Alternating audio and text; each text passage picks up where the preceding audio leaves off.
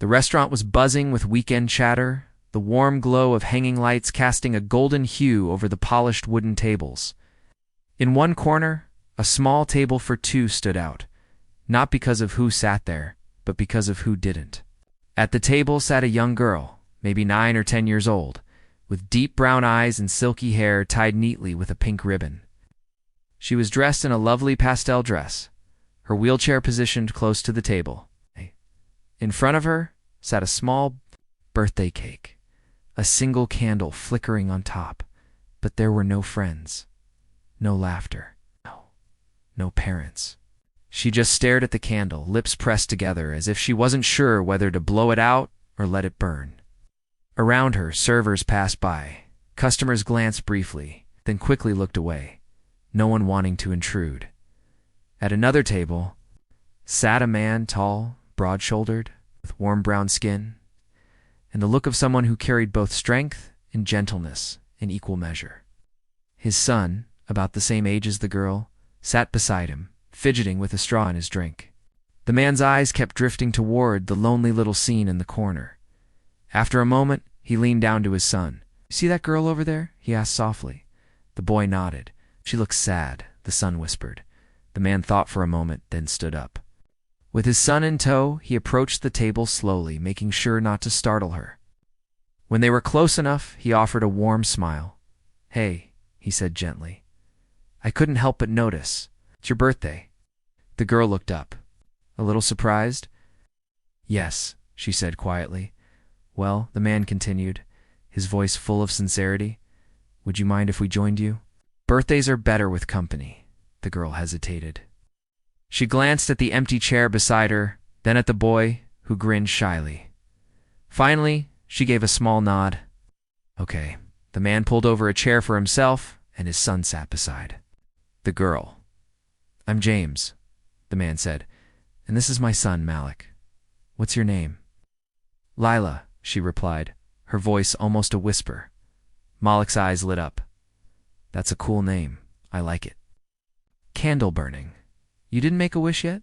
"Okay," he asked. Lila shook her head. "I was waiting. I thought maybe my dad would come." Her eyes dropped to the table. "But he's busy with work. He's always busy." James felt a pang in his chest. He didn't know her whole story, but he knew the look of someone who felt forgotten. "Well," he said gently, "maybe we can make this moment special anyway. We can be your birthday crew today." The boy clapped his hands. "Yeah, and we'll sing really loud." A small giggle escaped Lila's lips for the first time. James signaled to a passing waiter who smiled and brought over extra plates. Soon. They were all sharing slices of cake, Malik telling silly jokes that made Leela laugh so hard she had to cover her mouth. Halfway through, Leela looked at James and said, "Thank you for sitting with me." He smiled softly. "No need to thank me, Lila. Nobody should have to spend their birthday alone." But as they talked, James began to realize something else. Lila's wheelchair wasn't just for the day. She was paralyzed from the waist down, and yet her spirit shone brighter with each minute they spent together.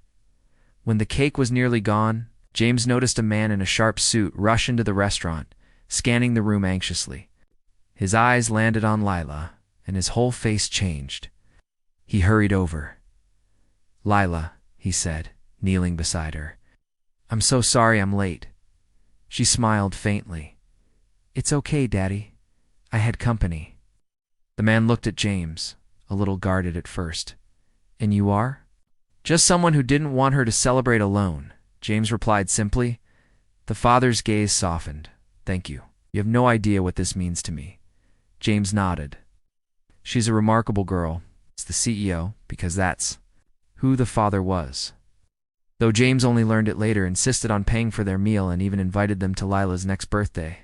But for James, the real gift had already been given, the chance to make one lonely girl feel seen, valued, and celebrated. As they left, Malik waved to Lila. "Happy birthday, friend." And Lila waved back, her smile brighter than the candle. She'd finally blown out, surrounded at last by people who cared.